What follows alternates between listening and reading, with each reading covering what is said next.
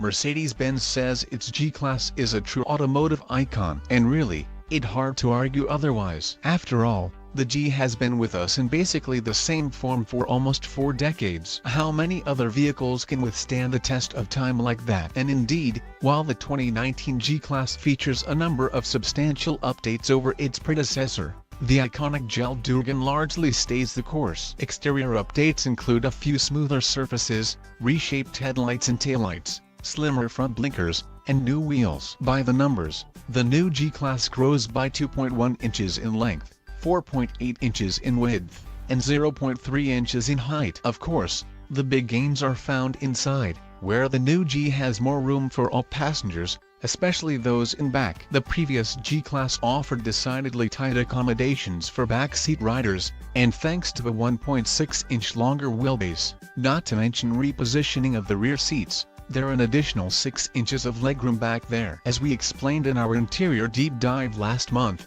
this is just one part of an interior that way nicer than before. Every surface is new, with a design that both familiar and upscale. Read all about it here. But don't think all that luxury means the G-Class is any less capable off-road. There are still 3 independently locking differentials, a low-range gear, and a new suspension design. Yes, they're an independent front suspension now, but that means on-road performance should be a lot better, and Mercedes insists that off-road prowess does and suffer. The numbers don't lie. Approach, departure, and breakover angles are all improved by 1 degree, and there are an extra 3.9 inches of footing depth. We stoked to get this thing out in the mud. The 2019 G-Class will first be offered as a G550 in the US, with the same 4.0-liter biturbo V8 as the outgoing model. You won't hear us complain the V8 is a real honey under the hood of the G, and output numbers of 416 horsepower and 450 pound-feet are nothing to sneeze at. A new 9-speed automatic transmission joins the engine for 2019.